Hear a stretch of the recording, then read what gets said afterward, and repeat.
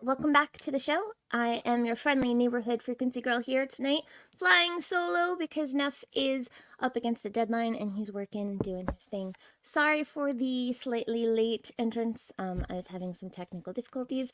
You know, when it's me by myself, anything can happen because I'm not so good at this. But we have tonight for you our special guests, Dom and Lydia from Life on Saturn Comics, here to tell us all about their creator-owned comic book crowdfunding campaign, Fennec, a greedy Hessian hero drama set at the dawn of the apocalypse, now live on Kickstarter. Hi, guys. Hello. Hello. How are you guys doing? Awesome. Doing good, You have a sweet setup. Yeah. Thanks. Yeah, we have lots of fun stuff. I'll have to take you on a behind-the-scenes tour later. We just keep accumulating things and sticking them in there. Note the Fraggle over there. There's another one over Fraggle here. And the Vampirella, I think. And the ROM issue, nice. And this is a special thing. That's my character. So that's sexy. Yeah. But I'll tell you more about that later because we're not here to talk about me. We're here to talk about Lydia and Dom. And before we dive into your comic book, why don't you tell us a little bit more about yourselves? Where are you from? Where did you grow up? How did you meet? You know, all the good stuff. Well, we are Life on Saturn Comics, and we met in high school. We're from northern New York, near the border of Canada, and that was like 13, 14, 15 years ago. I can't even remember anymore, but that's how we met. We met in homeroom, and so we've been together for a long time. We've been artists for a long time, but Life on Saturn was originally our music name. We play several instruments, and we started out as a band, and we became like our own little music studio. Then we did video, and it was Life on Saturn Productions. We made skits and short films and music videos and stuff until we became Life on Saturn Comics about like 5-ish years ago. 5-ish. Yeah. Nice. So you guys have been tooling around with all different kinds of art stuff. I'd love to hear some of your music sometime. We have to do like karaoke or something. So for everyone who doesn't know, I actually got to meet you guys in person just a couple of weeks ago at the Indie Comics Creator Con convention that we had, and you guys were awesome. And I got to flip through your sketchbook and meet you and play at the convention, which was awesome. But for those of us at home who have not had the pleasure of meeting you, tell us a little bit more. What do you do when you're not moonlighting as comic book creators? The comic creation is 90% of what we do. I have like extra little side things that I do that kind of help the comics. Like I guess my biggest hobby is felting. I like to throw with felt. And apart from that, getting into, well, I've always been into like vinyl graphics because I ended up having a job in a factory wrapping buses for like 5 years. So anything having to do with like the production aspect of vinyl graphics to the installation, that kind of helps me today, like when I'm putting together like little packaging for our business. But it's mostly it. We collect vintage games as well. Yeah, we play games. Yeah, like I said, sometimes we still whip out our instruments and play those, but making comics takes up most of our time. And then we have our Discord meetings every Wednesday where we hang out with our friends and nerd out and draw things. But you know, I decided to take every Wednesday off, and that is drawing. I draw what I want on Wednesdays. Um, yeah. Very cool. What kind of instruments do you guys play? I forgot to ask you that before. Well, we can play bass and guitar, acoustic and electric, and keyboard. I learned how to play a ukulele recently, and when I find time, I'm going to learn how to play the mandolin. But yeah. Nice. Sorry, Mo Biggs, we were too busy to stream that day. I barely even got a chance to hop out and go around to see the other people. It was an awesome convention. There were a lot of people there. It was like small, as in not a lot of tables, you know, compared to like bigger conventions like a Baltimore Comic Con or whatever. But Yeah, it was it was my hopping. favorite convention. It was hands down. Yeah, I've never been to one that friendly.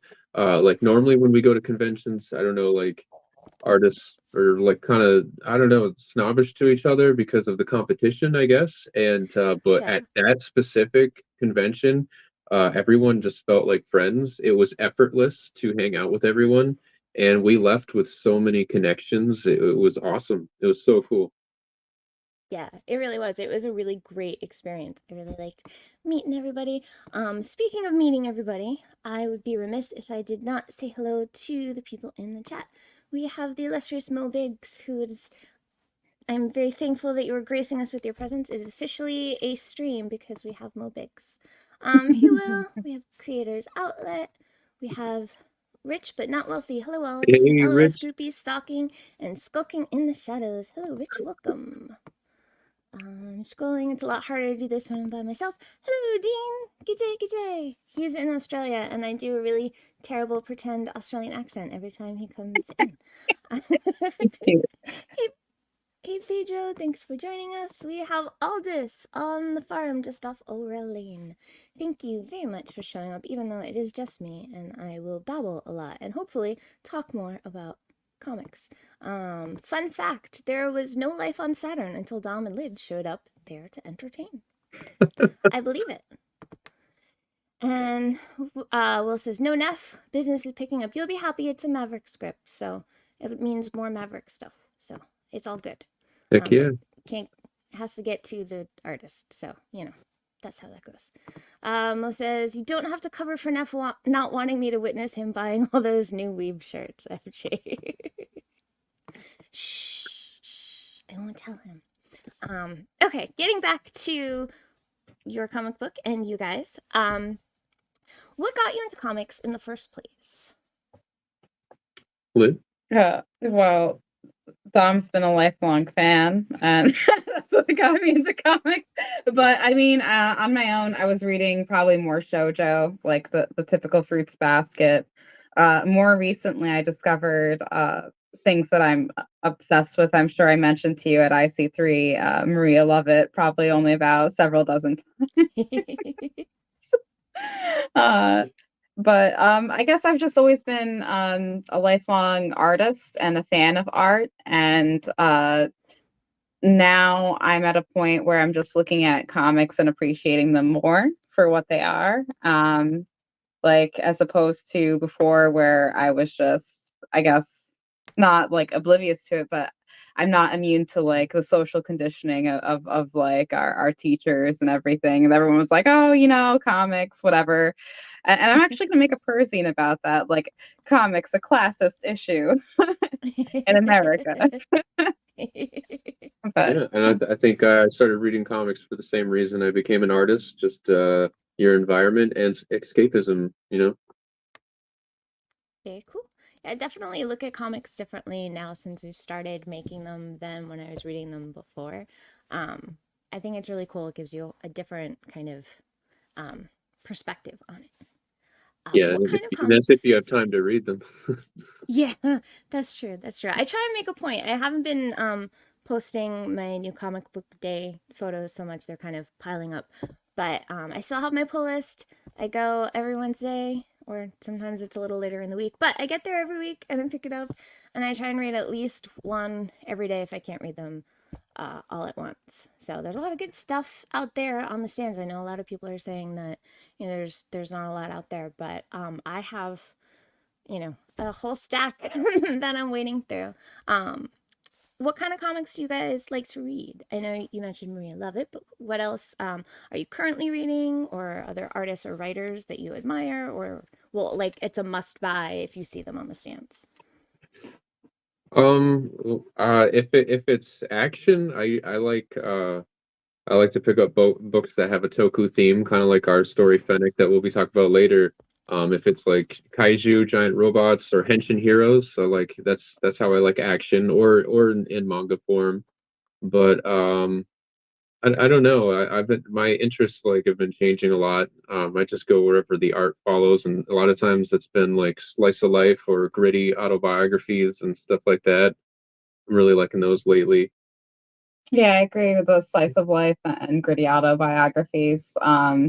It's because it's something that we've been pursuing personally ourselves. I find myself interested in like meeting people, meeting the creators, and then uh, reading their works. That's mostly what I've been into, especially like with us being in lesser known comics. It's just it's a huge network of independent creators. So I'm definitely more into independence.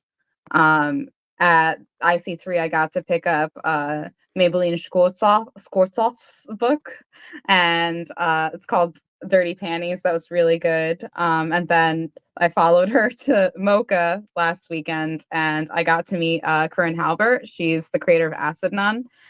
She has a new book out called Scorpio Venus Rising. But after reading that, I was like kicking myself for not getting her other series too. Very cool. So you guys mentioned that you've been artists for a long time, starting in, like back into high school and maybe even before then, just kind of drawing stuff. How did you get your start as a writer and as a colorist and letterer? Because you guys do it all between the two of you. Yeah. Well, Lyd hasn't started writing yet, but she's learning. Just like how I started learning, I just started teaching myself by learning the hero's journey and all that stuff. Anything I could get from writers online. But yeah, I just started writing because it's kind of like in the beginning when we were musicians and we got sick of waiting on people to record us, we just started learning how to do that. And when we got sick of waiting for people to film us, we learned how to do that. So it's the same thing with comics. We just I don't want to depend on writers and stuff because I have so many ideas. So I just it's the only way I can get them out is as at my speed. And Lyd's a painter, so naturally she got into the coloring. Colorist. Yeah, I started with painting first. Now doing comics seems like I have to keep reining myself in. Like working so hard on Fennec, I'm really happy with it. But like I listen to like what other people think of like comic coloring, and I'm like, I need to rein myself in more. But you know, uh, and then as far as lettering, that goes back to like working on the vehicles. Like when you were designing wraps and like cut out graphics, it's always like with somebody's font. And so I got the idea like as much as I love like hand lettering and I admire it so much, like I don't know if I'd ever undertake like I mean I would undertake something with hand lettering, but like I had the idea because I could do vector stuff to vectorize his letters, find like the best letters for each one and just like make it a typable font. So that's what all of our comics are is like his handwriting made into a font. That's very cool. So it's like your own personal blambot. You make your own fonts. That's Yeah. pretty neat. Like I actually do like that a lot. There's just not enough time in the day to like be making all kinds of fonts. So far I've made 3. That's so impressive.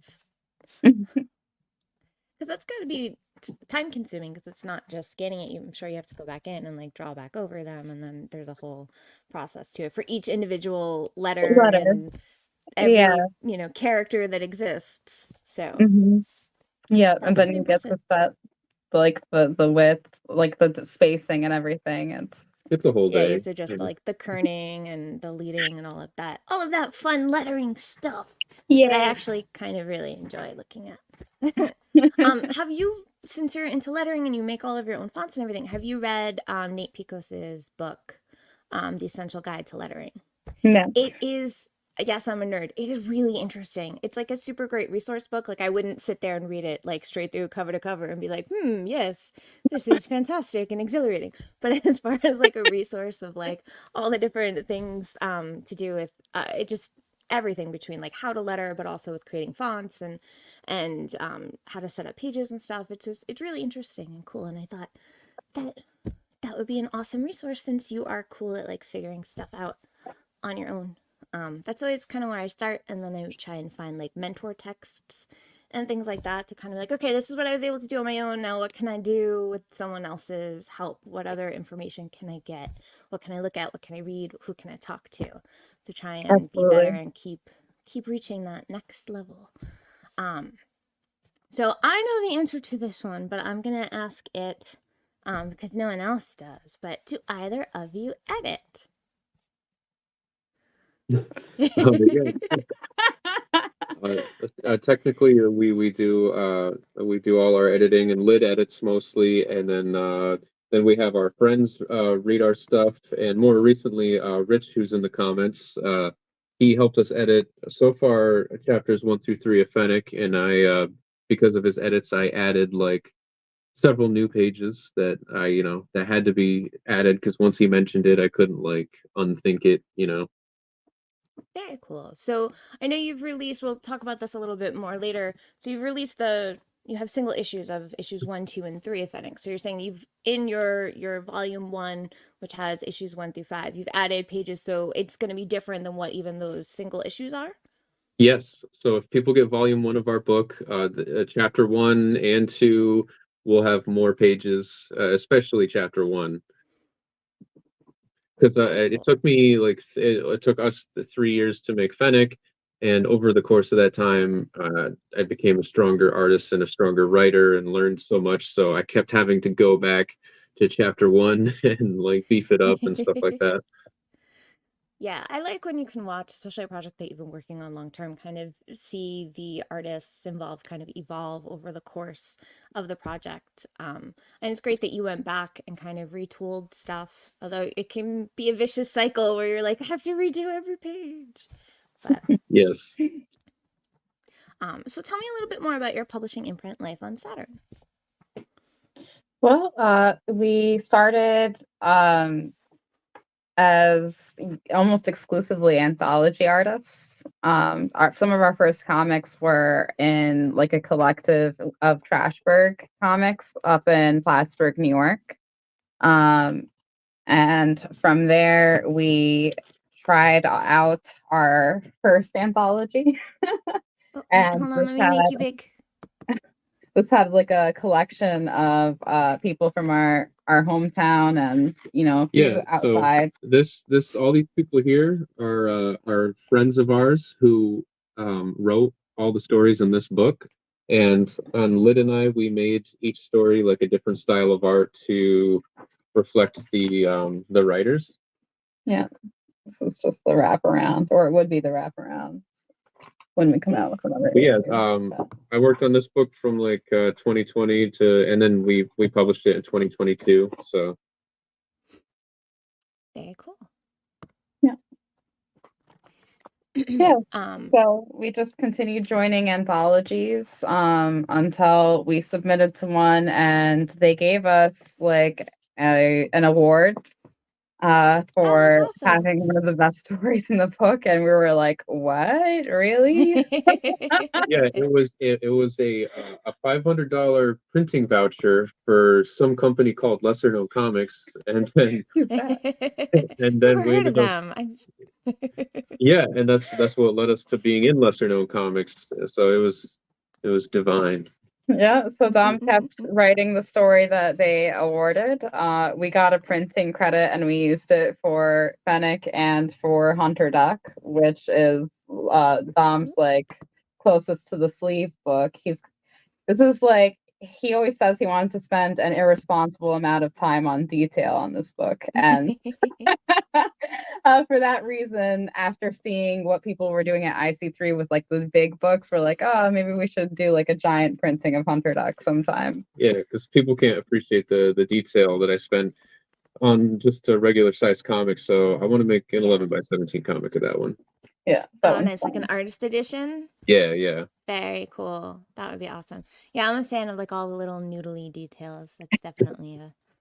Yeah, that I one's appreciate cool that. for that. It's like cyberpunky too, so there's like a lot of like gritty city shots. And then lastly, I suppose lastly, there might be more, but this was our first hired commission, Mana Kingdoms. It's a pretty thick first issue, but Yeah, Very this one's cool. if you like X-Men and I don't know, magic, I guess. It's emphasis on magic. You know, it's one of those kind of stories.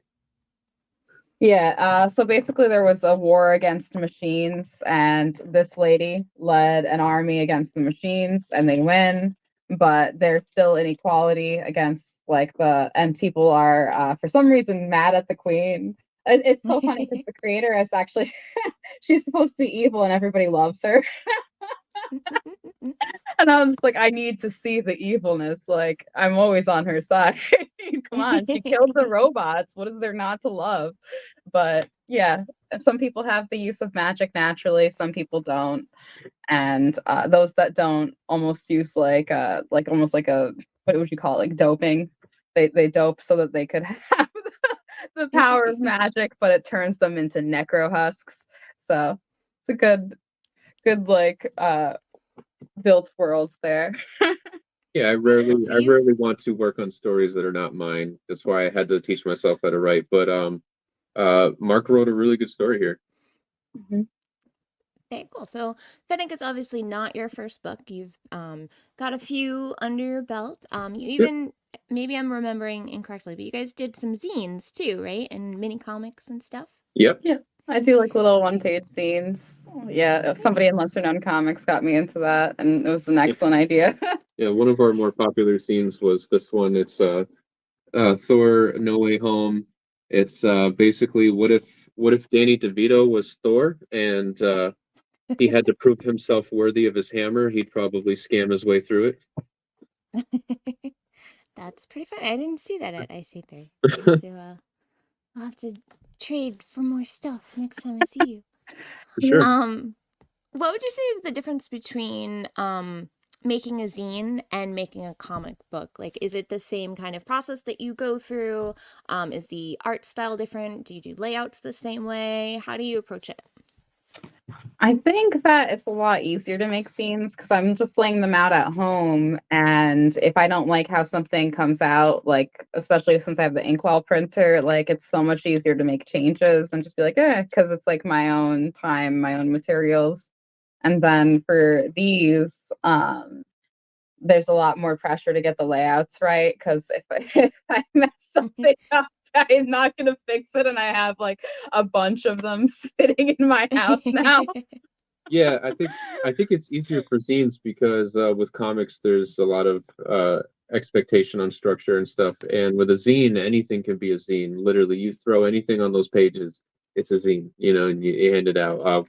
So that's how we treat it. So like we'll take when I get enough horror art saved up, we'll throw it all into a zine. Here's a horror zine. You know, stuff like that.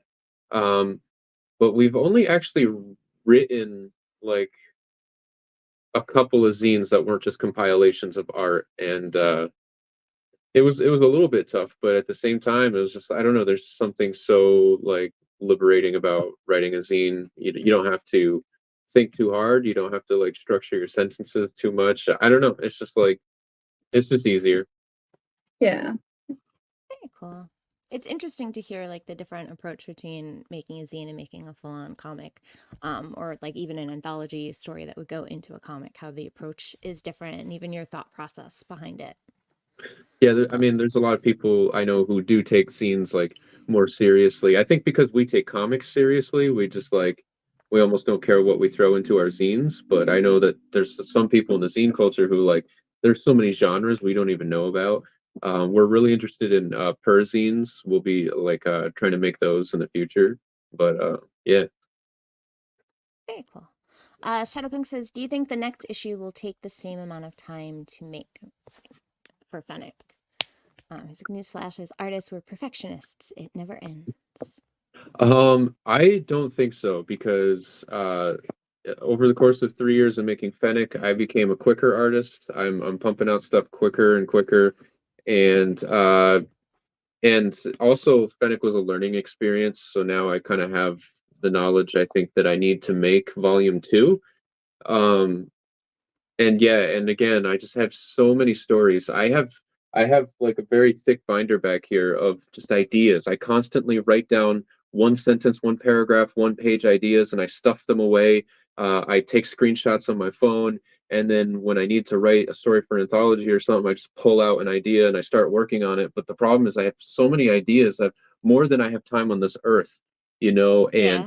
I hope to become successful enough to just become a writer and have artists do my stuff because I just have too many ideas. I'll never get it out, So I don't That's want to spend too much time on Fennec. In fact, I want Fennec to definitely end. It's going to have an ending. It's not going to be like Spawn and last forever because I grow out so of no issue stories. 350 of Fennec. No, thank you. I grow out of stories. I grow out of characters. I need to move on. Too many ideas. So do you have a current arc set where you know where Fennec is ending and you know how many issues it'll take to get there, or do you have like a vague idea but you're still figuring out how many issues it takes to get there? Or are you, as Neff would say, a pantser and not a planner? So volume 1 of Fennec is 5 chapters, and when I was writing it, I knew for sure there was going to be 10. So I've had 2 volumes planned for a while. And I possibly have a third one that a friend has uh approached me with. He had some really good ideas for a new character that could like really further the story. And with his help, there might be a volume 3, but I mean, that's pretty much how far in advance I planned was the 2 volumes, 10 chapters. But Very some stories I just kind of like I just go with it, like Hunter Duck, a story about it's like Howard the Duck and Blade Runner, but the focus is depression. And I don't know that's just whenever I feel like pumping out that story. That one might go forever. I don't know. Very cool. Mobix says, my Arrow fan art zine is called Death from Exposure. That's a channel lore. Sorry, I'll explain that later. Mobix Okay. says, I just canceled my pre-order of the Fennec 500 extravaganza. Crushing his heart. Okay, so let's turn and talk a little bit more about why we are here, about Fennec. For everyone who hasn't checked out the Kickstarter page yet, which is pinned in the chat and also in the description, tell us a little bit more about it. What is the premise? Okay, so it takes place on a planet that's rotating closer to its sun, and the polar caps are melting, flooding the planet, and there's only 3 islands left. And if that's not bad enough, there are kaiju that unthawed from the ice that melted, and they're attacking the last islands that are left. And our main heroes, Ben and Suro, find out that they have a power that is handed down from generation to generation, fueled by their childhood trauma, and they use that trauma fueled power to save their people and fight against the kaiju. Very cool. You did. That was a good pitch. You summed up a lot because Neff had other questions here, like what's the setting, who are the protagonists and the antagonists, and I think you touched on most of that. So, what is the central conflict, and what are the stakes? Just in case we didn't get that. So when I wrote this story, I was heavily inspired by The Walking Dead in that it's a world of zombies, but zombies are not the threat, it's humans. So like I wanted to make a tokusatsu type story, tokusatsu like, anything that's kaiju or henshin heroes. The problem is that most stories like Power Rangers they come off for kids, and I wanted a more adult story. So basically in a world with kaiju and henshin heroes, these amazing things, and in a planet that's flooding. Those are not the problems. It's the humans that you fear and what they're doing and their scheming and stuff like that. And our antagonist is a warden from a prison island, and him and his people take refuge on one of the last islands, and they're trying to take over, during a time when our main character Suro, she's just trying to keep her people alive against all odds, but you've got these people coming in and they're trying to mess things up. Very cool. So let's take a look at the campaign page and show everyone. And for those of us at home who don't know what a henshin hero is, that is like a Power Ranger type hero. Yes. Yep. Heroes that transform. Transformation heroes, yep. Heroes that transform. Cool. All right. I have to. It's just me, so I have to switch tabs in order to show everyone the campaign, which means I can't see the chat. So Mo Biggs, I'm not ignoring you on purpose. I will get back to any comments. It's just me. So I can't do both. So let's take a look at the campaign page. You said all of the art will be complete by the time the campaign ends, or the art is already complete? So the art is complete. I'm just lettering and editing everything together. That includes the 4 and 5 issue single floppy layouts and the volume 1 layout. And then I'm going to see if there's anything special I have to do for digital fulfillment. But the digital fulfillment is going to be through the Lesser Known Comics site. And we're preparing the back of the book to have some bonus features, some sketches, some fan art and friend art, and yes, some stuff like that. Oh, cool. Do you know how many pages it is total altogether with the back matter and issues 1 through 5? So I estimated 150 pages. That number might fluctuate, but I think that it's definitely going to be no less than 150. Okay. So 150, maybe more, depending on how much extra bonus material goes into your back matter. Mm-hmm. So why did you decide to do volume 1, which is issues 1 through 5, before putting out all 5 issues separately? Because you have issues 1 through 3, like physical, that people could have picked up, like at conventions or through your website. Why decide to do it both on one Kickstarter? Yeah, so I actually, when I wrote the story, I had intended for it to be a big book all along. Mm-hmm. Mark from Lesser Known Comics convinced us that we should be releasing each chapter as a single issue floppy, for to have more artwork on your table, more covers and stuff like that. And I saw value in what he was saying. But this is how I really want people to read it. I think the story is really, truly meant to be read with all 5 chapters together. Not that I think that each chapter doesn't stand alone, but it really should be read. It was read how you originally envisioned it. Yeah. Mm-hmm. Very cool. Yeah. So the individual floppies you had originally for conventions and having at your table, which is smart. Yeah. It's what Neff is working on right now. And then for the crowdfunding, you do the whole TPB contained book. So let's take a look at your tiers and what people can pick up for your book. You have your $5 digital. They can get an individual copy of issue 1. I notice you don't have a tier for issue 2 or 3 as a standalone. You either can pick up 1 or you can pick up 1 through 5. Was there a reason why you did that? You can also pick up 4 and 5 if anyone wants to pick up those individually, I could always make an extra tier.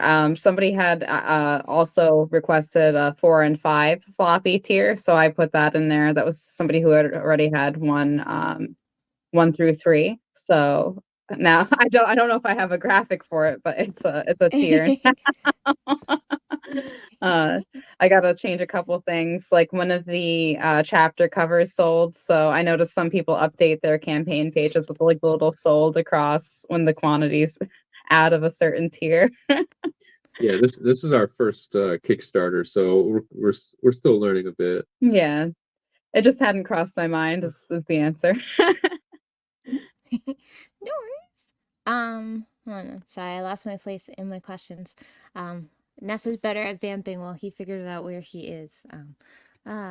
So, if tell us a little bit more about the individual tiers. Like, what do you get in this top tier that you have So up the top here, the tiers, $200? those are limited to one each. The chapter 3 cover is sold already. But it comes That's not with the original art and a copy of volume 1 signed by Dominic and myself, and we'll write you a little love note inside. Thank you for picking up the chapter. This is our $110 here. It comes with a custom splash page, Fennec or otherwise related. Doesn't have to be Fennec related. It comes with a copy of volume 1, and the same thing, we'll sign it and write you a little love note. And then under this one has all the things that we just talked about, like our first issue of Mana Kingdom. Our whole catalog of floppies. Yes, our catalog of floppies. It's a floppy army, and you get like the digitals of Hunter Duck and of Fennec 1 through 5. Very nice.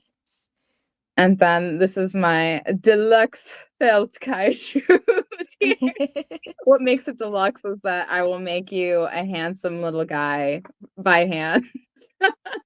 And he will look as adorable as this young kaiju here. Yes, that's a kaiju head keychain. It's the head of the kaiju from the first chapter. Oh, wait, let me grab.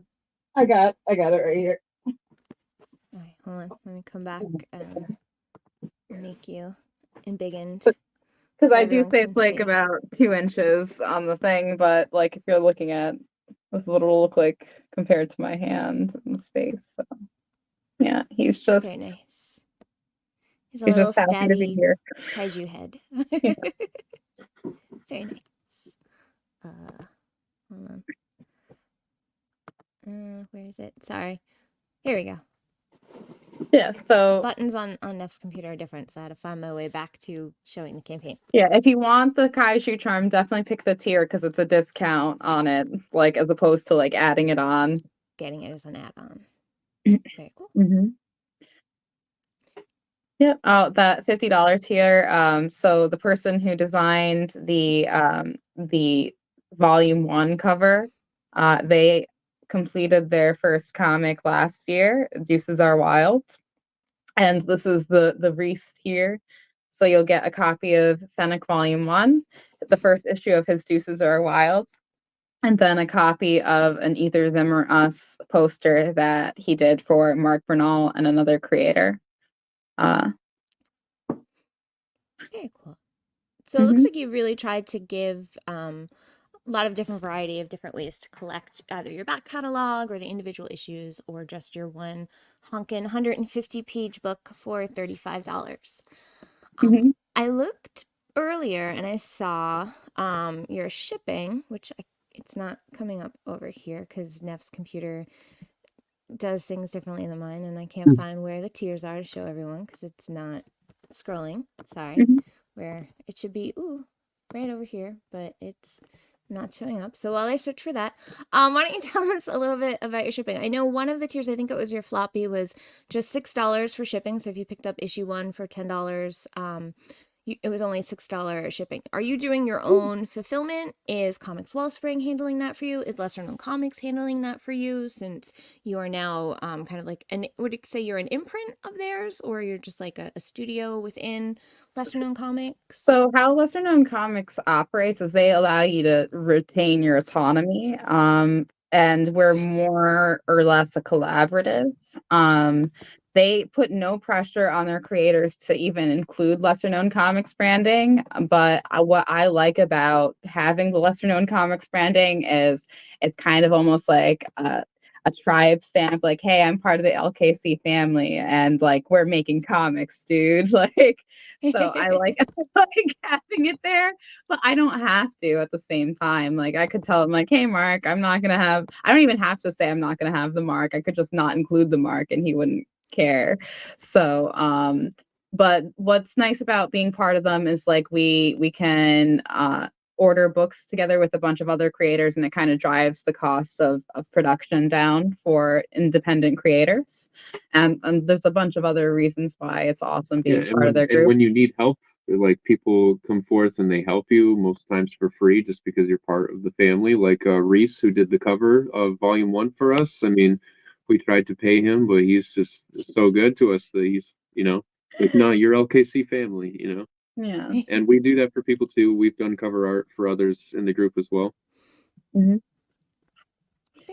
But Um, yeah, I'm fulfilling my shipping. I've got a scale here, and good old pirate ship. Yep. And I'm hoping for the best. Very cool. So yeah, I was actually really happy to see when I checked that your shipping was reasonable, because it's been a topic of discussion lately in our shows and in general, where shipping has or can sometimes kind of get a little out of hand. But I was really happy to see that it was $6 shipping. Now you can't do media mail because you have well, at least on your floppies, I know you have a Comics Wellspring ad on the back, and you have like postcards and things like that. But I'm assuming if you're doing ground, which makes sense that you're doing the $6, which it's nice that you're not padding your shipping and pushing that off onto the customer. You're trying to keep your prices low to make it easier to get people to be able to purchase it, because it's hard when you're spending, already $10 for, a comic where you're on the stands you can get one for, $4. So I know for me as a backer, I appreciate being conscientious about that, because we know that in indie comics, it's a different price point than mainstream comics, right? Ones that you can pick Right. up on the stand. No one's getting a publishing deal like they have, with printers to get that kind of per book price, right, for the printer. In indie comics anyway. So indie comics do cost a little bit more, but it's nice that you're trying to keep that down with your shipping. And I'm babbling now, and I'm gonna stop No, and go no, back it's to the okay. question. Sorry. Yeah, like I said, pirate ship is my secret. Yep, Oh, that's what maybe makes you. we'll consider that, Rich. uh, but yeah, I guess getting the scale was awesome, and then finding out about pirate ship was also cool, because you can compare a bunch of different carriers all in one spot and always get the lowest price. So and like I was able to weigh, like, because we have issue 1 here, I know what it's cost me to send it to other people. So I was able to like get a good price on that. Very cool. Speaking of pricing, we've already talked about how Fennec has been picked up by Saturn Comics and it's printed by Comics Wellspring. How much of the production costs have you had to shoulder, and how much of your own money have you put in, or has it been sweat equity because you guys are writing and editing and lettering and coloring as a cohesive team? So they do give you print credits for your first publishing of a title. I think I got at least 25 issues of each volume, like as my payment, as our payment for completing them. So that's always really nice. We'll take printing comps any day over actual cash. And I think I've put like maybe $600, $600 to $800 into printing already, but that also included copies of Mana Kingdom. So I think more like $600 um, for the single issues that we have now, 1 through 3.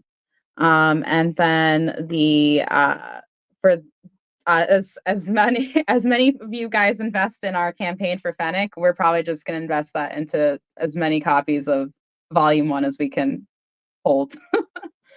Yeah. Very cool. So your any money that you get that would be considered quote unquote profit for this is just going back into your imprint to kind of Mhm. keep the wheels turning, keep the lights That's on. what we've been doing. I mean, we haven't been out and about, so that's why it was so like like awesome meeting you a couple weekends ago and just being at IC3s because it's a little harder for us to get out and around. Like I've been wondering, like, what am I doing? Like, where am I going? Yeah, we recently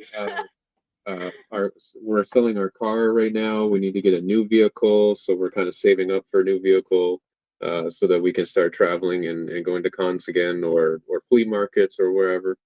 Mm-hmm. Yeah.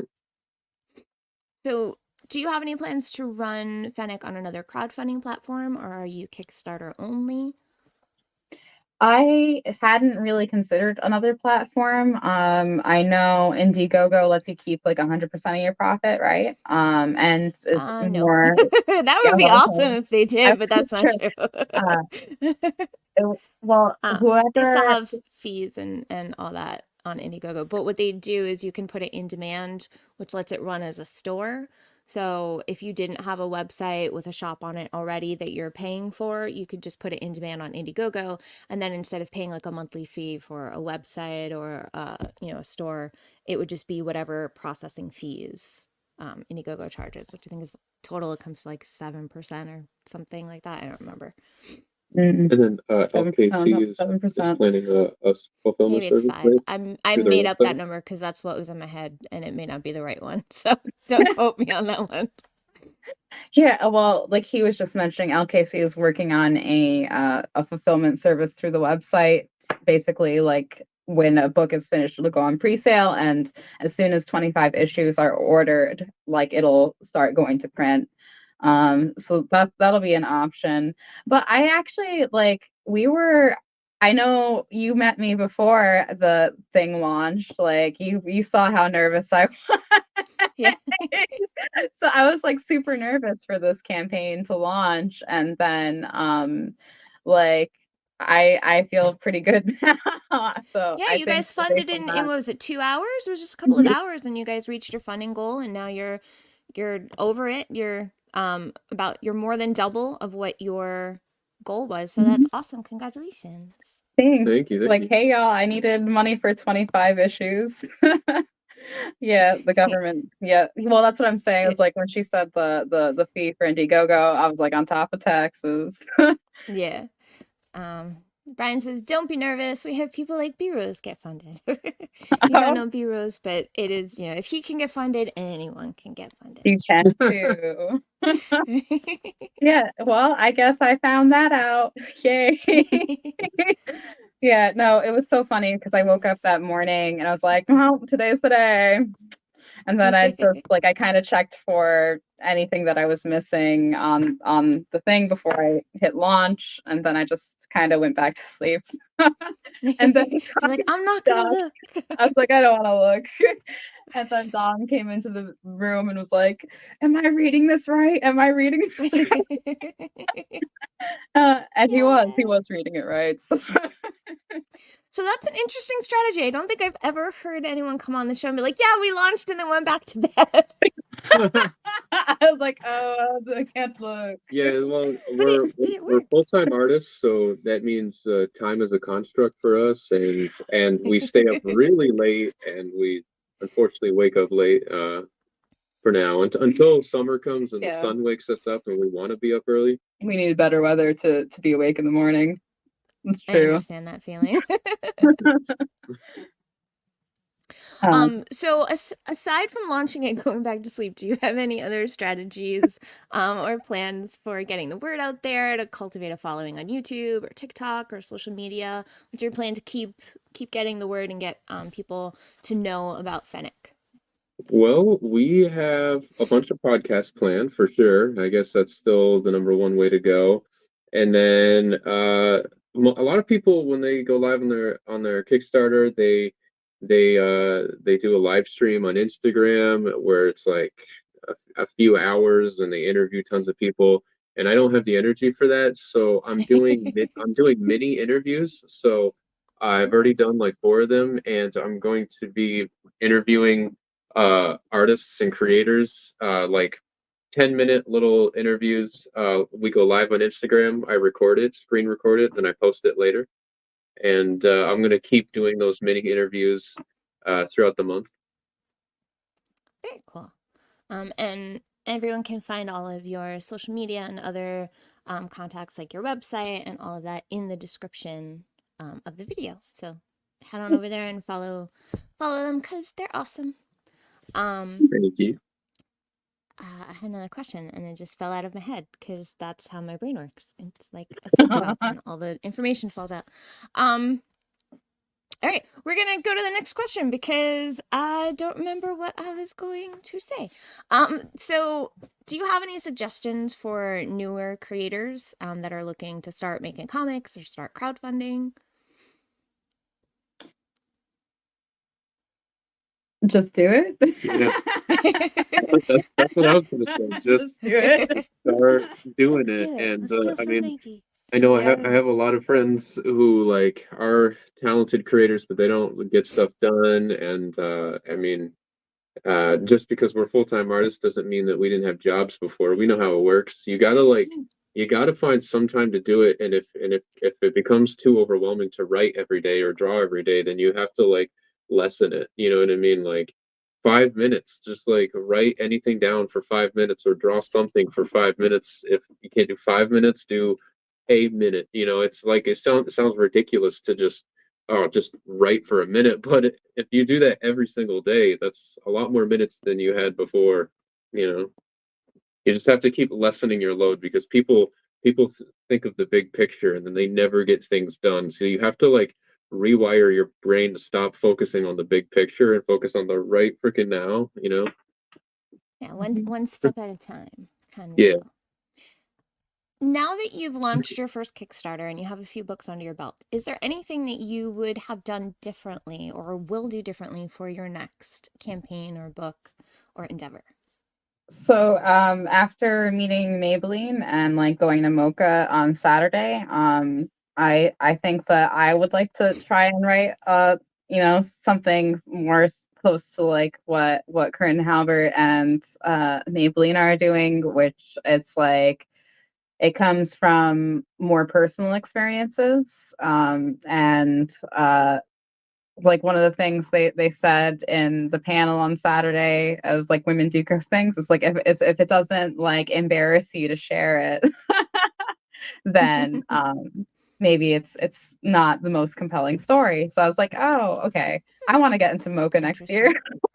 I find like the more that we go to different cons and stuff like that, the more and actually anywhere we table, even when we table at flea markets, it's really the same mindset that like people still think comic books are almost exclusively superhero things or for children. We find both of those things very annoying. And we're seeing the comic world kind of changing, and more people are doing uh like gritty like cartoon stories that are like can be funny, definitely colorful, and are autobiographies or things that happen in their life that embarrass them. And like BoJack Horseman, I feel is like one of the first times I ever saw these types of things, and now it's just like it's all over. And I don't know. I personally feel like I don't consume as much action and superhero stuff as I used to either. I kind of like things with more story to it, and even I don't know. Even when I watch like anime or something, I don't really like action anime. I like sad pianos and twisted endings and stuff like that. He loves that sad anime piano. So I think Fennec is probably one of the last superhero stories we're gonna do.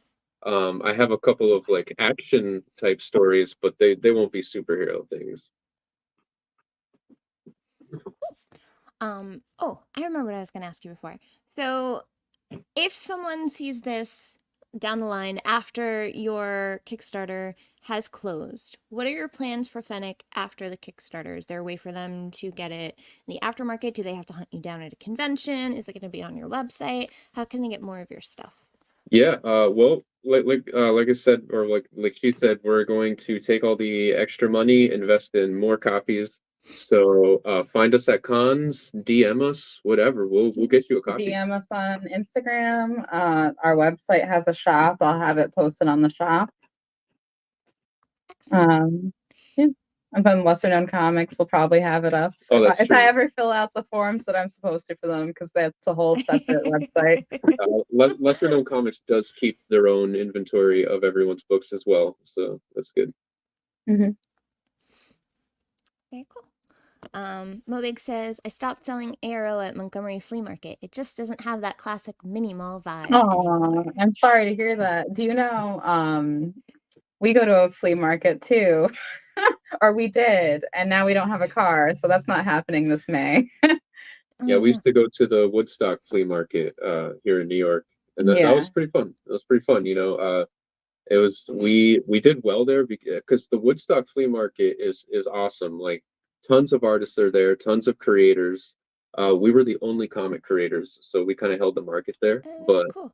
And you it know was what? awesome. It's the true spirit of Woodstock at that market too, because it's all about the creators and the dreamers, and all those artisans are both of those things. Yeah, the That's awesome. politics in Woodstock is so strange. You've got all the stores on the main strip, and that's where most tourists go through. They visit all the stores selling all the 1969 hippie shit, and then the flea market, which is like the real heart of Woodstock. All the people who live there and all the creators and stuff, they are located on this side street that like the main street of stores won't let them advertise. So like a lot of people like Huh. don't notice it. It's just this whole thing. It's annoying. That's crazy. So when I think of flea markets, I think because my family, my aunt used to take me like when I was young, I'd spend my summers there. And the flea market that she would take me to was not like full of art and stuff. So like my brain has a hard time wrapping around that there's like creators and artists instead of just like bulk t-shirts and old CDs and video games and stuff and like antique things. Oh, there's those too. Yeah. Well, you have people Oh, so that it's like a whole travel. There was a reseller of jewelry that lives in India for like 9 months out of the year, and then comes to Woodstock and sets up regularly. There was other artists that like do like paintings. Yeah, when you're at an art themed flea market, people table different. Like we table different as well. So like when we're at that flea market, we have our huge comic book setup, all our racks full of books and stuff. But then I'm also selling boxes of old comics I have. She's selling vintage clothes from her grandma's closet, stuff like that. And then the other creators do that too. There's people who like hand make sculptures, but then they have boxes of records you could look through. They have to, when you're an artist, you have to do that crap to survive. Just cover a right. bunch of different bases.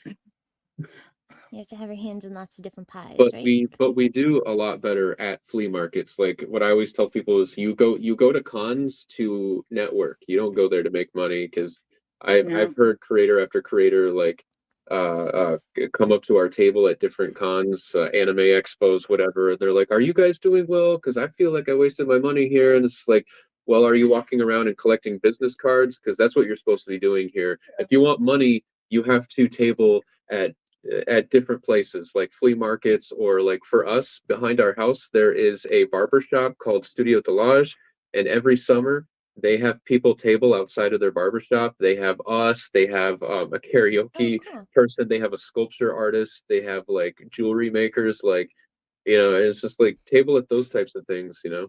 Yeah. So you're smart. You're looking outside the world of comics or the more conventional places where people would think for comics to bring in new audience members that maybe aren't going there for a comic, but it hits on another interest or another style that they like, and there's a connection there, and then they pick up your Yeah, comic in addition to whatever else they were there for.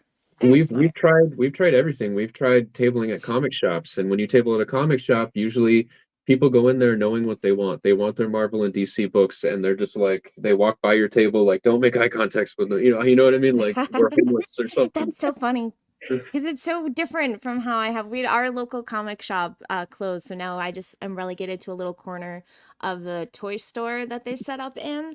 But like I usually don't go in there at the same time as like the when it's crowded. I'm usually like pop in through off hours, and I just go and I like to comb through everything. Like, what did I miss? It's like a dowsing rod. I kind of go through and like, what looks cool? What am I picking up? What's there a new issue one of that I've never seen before? And I went there the other day and it was like crowded when everyone was going in to pick up their stuff, and it was just like you said, like they come in, they pick up their list, and they leave. So I don't know if it's maybe they're just looking at previews beforehand and they know exactly what they want and they put in their order, or if it's they just like that mindset that you said of like, I know what I read and that's what I'm reading. Yeah, we've seen it a couple different ways. So like we've seen it where like we're the only people tabling at the comic shop, and it's very easy for people to avoid us. They walk around us, and then we've seen Yeah. times where we trap the customer because there's a bunch of people tabling. Like at Free Comic Book Day, our shop used to let all kinds of people table there, and then the customer walks in and they have nowhere to turn. We're all there. Like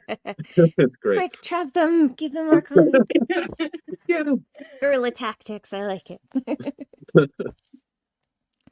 Awesome. Okay, that's about it for us. We've hit the 1 hour mark. I could just keep babbling and chatting with you guys because you're awesome to talk to. Thank you. So Same. much. Yeah, thanks. Thank you so much for coming on the show and for sharing Fennec with us. Everyone, where's the right button? Check out Fennec. They still have 28 days left on their campaign. Watch their little trailer video, which I didn't get to share because our internet is terrible, and I figured I'm not gonna tempt fate while I'm here by myself. But check it out, back it. The link is in the chat. It's also pinned in the description, as well as all of their social media and ways to follow them, which you should absolutely do. Do you have any last words to share with us before we go? Thank you, Timmy. Read more underground comics. Yes, read more indies. Indie comics. Excellent. You heard it here. Indie comics. All right. Thanks, everybody. I know Neff has his whole spiel that he does with saying to like, subscribe, click the bell for notifications, and don't forget to tune into the frequency. We'll see you next time.